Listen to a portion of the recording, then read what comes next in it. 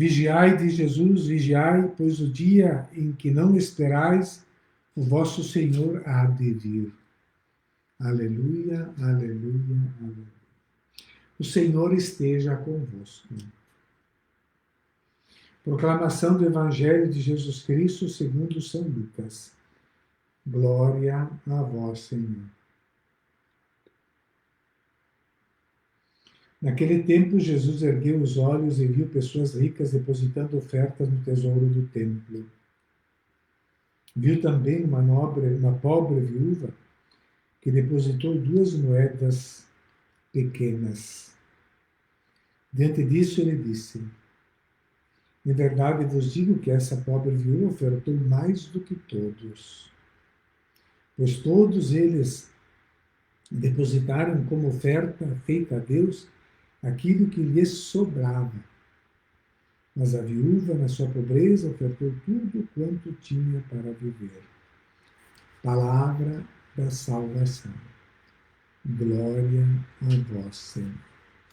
Irmãos e irmãs, podemos sentar um instante para meditarmos esta riquíssima palavra de Deus nesse dia de Santa Cecília.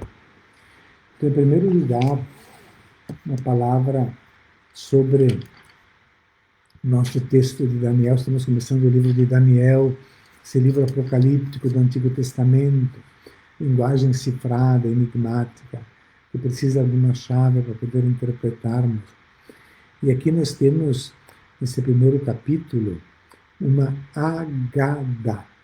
São 2 tipos de gêneros literários próprios dos rabinos, dos judeus. Um se chama Haggadah.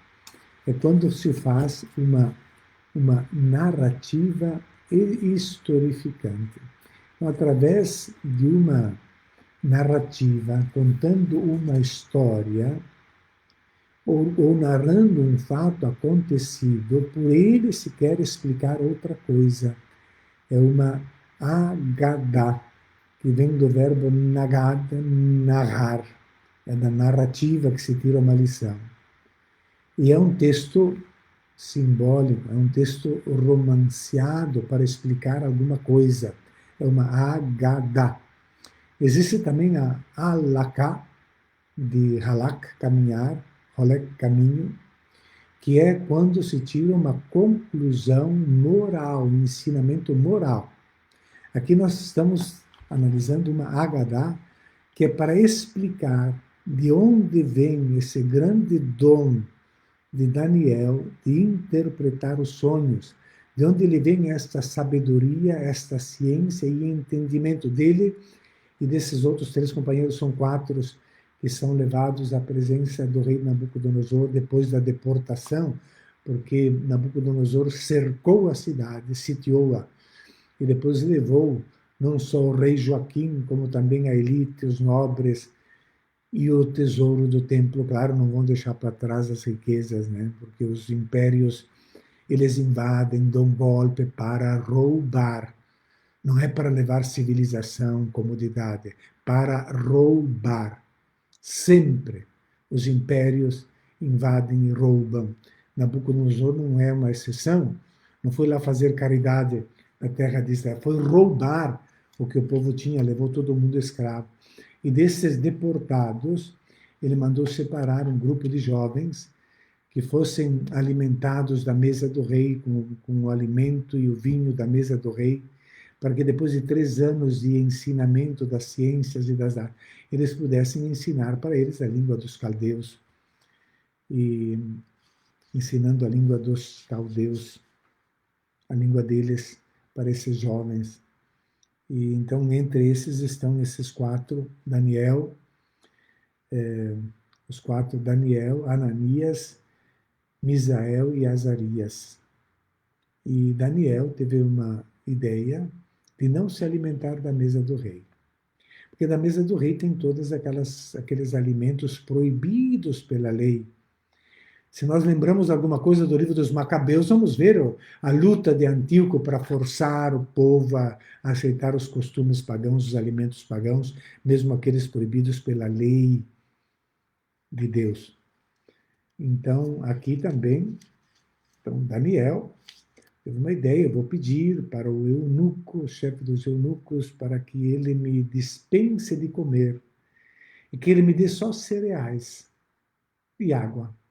Eu disse, mas eu não posso, porque se o rei notar alguma debilidade, alguma fraqueza em vocês em relação aos outros, vocês estão oferecendo a minha cabeça ao rei. Seria a pena de morte para o mordomo. Então Daniel fez a proposta. Faça a experiência de 10 dias. Nós só comeremos cereais e verduras e água. E depois tu faz uma comparação e aquilo que tu decidires, então, seja feito com esses teus servos. Então, esses 10 dias, eles o encontrou tão mais robustos, mais fortes, mais despertos, mais inteligentes, claro. O alimento sadio, né? Ajuda, né? Então, assim, com esse conto, com essa narrativa, com esse conto, com essa narrativa, o autor quer mostrar de onde vem o dom da interpretação das leis da sabedoria e da ciência, vem da observância da lei, principalmente da lei. Ao contrário do que diziam os gregos, né, que, que diziam que tinham uma ciência mais profunda, etc. Ao contrário do que diziam os gregos, a observância da lei de Deus e o alimento levam a uma ciência mais profunda. A pureza de vida, não comer coisas que fazem mal para a saúde e nem beber coisas que fazem mal para a saúde. Então, alimentos puros, que nós poderíamos dizer hoje alimentos não contaminados, transgênicos, etc., etc., eles permitem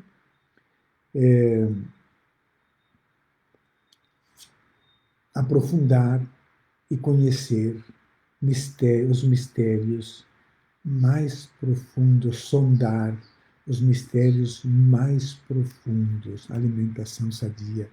Claro, não vamos engordando de coisas que fazem mal.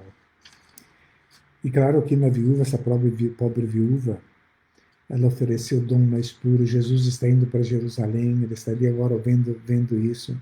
E ele é este que oferece a própria vida por amor a Deus. Ele oferece a própria vida como essa viúva, símbolo, Jesus como símbolo desta viúva. Então, queridos irmãos e irmãs, uma palavrinha também, estão comodamente sentados, uma palavrinha também sobre a nossa santa de hoje, Santa Cecília, Virgem e Mártir, que tem tanta confusão também nos dados históricos, mas fica comprovado que ela dedicou-se à caridade, a cuidar dos pobres, e ela é citada já na primeira oração eucarística do Cânon Romano, Cecília, Anastácia, etc., né? E ela é invocada como padroeira da música. Ela é da música, dos músicos da música sacra, né? Porque disse que quando ela morreu, ela teria cantado a Deus. Sobre a sua vida não se tem muita coisa, ela provavelmente foi martirizada no primeiro século, melhor, perdão, no segundo século, entre os anos 170 e 180, por ali, sob o império de imperador Marco Aurélio. Então, as escavações em Roma, não são muito uniformes nas informações, mas o fato é que Santa Cecília é santa da Igreja Católica que mais tem basílicas em Roma. Claro, ela é dos primeiros séculos, né? E é uma das santas mais veneradas na Idade Média. Então, ela também foi encontrada, o corpo dela foi encontrado em 1599, 1300 anos, 1400 anos depois, incorrupto. Então, uma estátua do seu corpo, que não se decompôs, pelo tempo, foi feita em Roma. Lá, né? Interessante que a origem do nome Cecília, que era atribuído a todas as mulheres romanas, as mulheres daquela época, conhecidas como Cecili, que é relacionada com a raiz caecos, cegos, tititá, em grego, tititá, Cecília, cegueira. E por que ela tem esse nome? Né? Imaculada no céu, o caminho para a cegueira. Contemplação dos céus e vida ativa. Com a deficiência em cegueiras, um céu para as pessoas para olharem fixamente. Pode ter uma origem ali.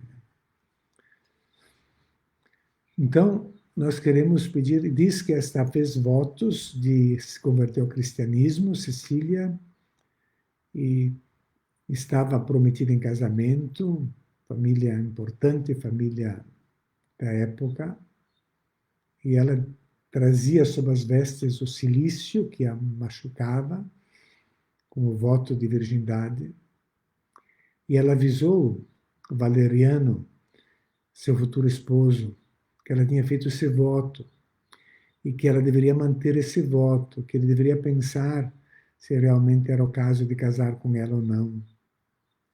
E ele poderia reagir violentamente, um pagão que não vai aceitar essa vida de casado, né? Podia reagir violentamente e tirar a vida dela.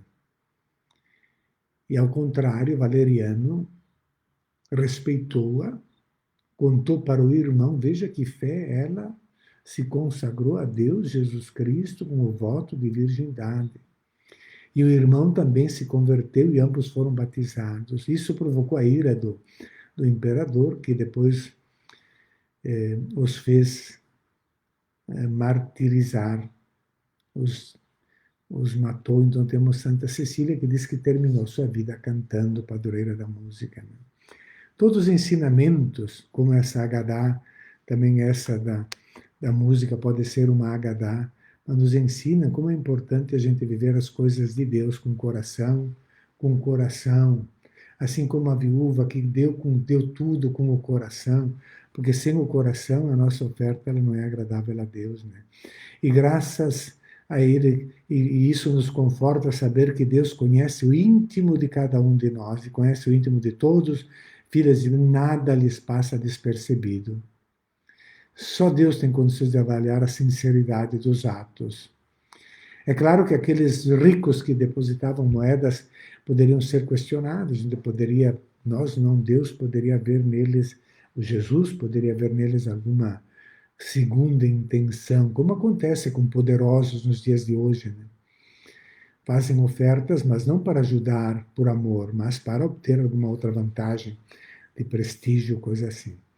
Então, meus irmãos e irmãs, que nós possamos escolher essa palavra de Deus hoje e colocar, então, sobre o altar a nossa oferta, o nosso propósito de seguir a Deus e saber que as coisas puras nos levam a uma sabedoria mais profunda. As coisas de Deus nos levam a uma sabedoria mais profunda e uma leitura da realidade também mais precisa, como é o caso do dom de Daniel.